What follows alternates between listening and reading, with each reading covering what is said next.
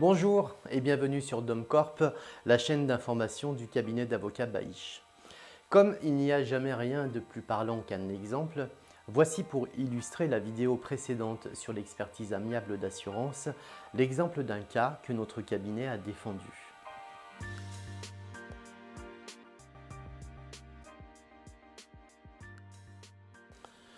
À la suite d'un accident de la circulation, monsieur, que nous appellerons monsieur X pour préserver la confidentialité, est victime d'un traumatisme crânien qui a entraîné d'importants troubles cognitifs avec des déficits de mémoire d'attention, de concentration et de langage, mais également une profonde modification de son comportement puisqu'il est devenu totalement apathique et a perdu son sens de l'initiative et de la spontanéité.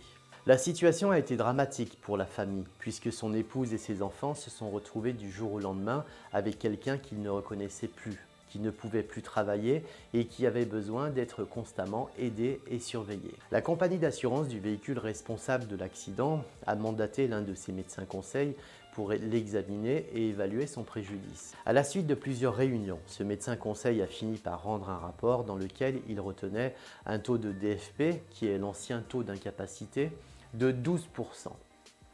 Il concluait bien sûr au fait que M. X pouvait continuer à travailler et qu'il n'avait absolument pas besoin d'être aidé par une tierce personne. L'offre d'indemnisation effectuée par l'assureur sur la base des conclusions de ce médecin conseil s'est élevée à environ 30 000 €.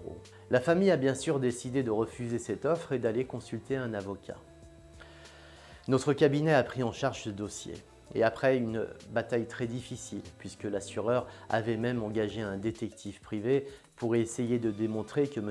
X était un simulateur, et une procédure d'expertise judiciaire particulièrement technique dans laquelle nous avons fait intervenir un neurologue, un neuropsychologue, un psychiatre et un neuro-ophtalmologue, nous avons pu obtenir la reconnaissance par l'expert judiciaire, qui était lui-même neurochirurgien, de la réalité du préjudice de M. X. L'expert a retenu un taux de DFP de 45%, un préjudice professionnel intégral et la nécessité d'être assisté au quotidien par une tierce personne. L'indemnisation obtenue par la famille est passée de 30 000 € à presque 1,5 million d'euros. Il est donc évident qu'à partir du moment où c'est l'assureur payeur qui organise, dirige et contrôle l'examen médico-légal au cours duquel va être évalué le préjudice de la victime, il ne peut pas y avoir de juste indemnisation.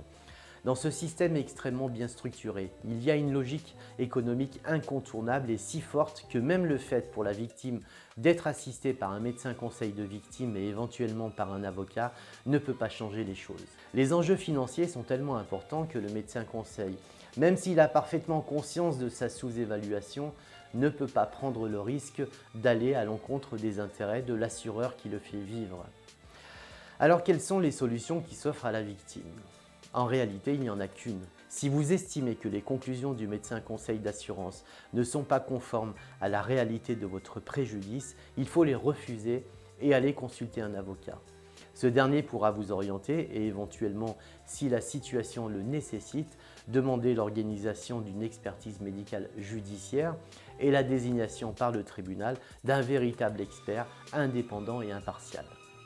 Je vous remercie de votre attention. Surtout, n'oubliez pas de vous abonner. Je vous dis à très bientôt sur DomCorp.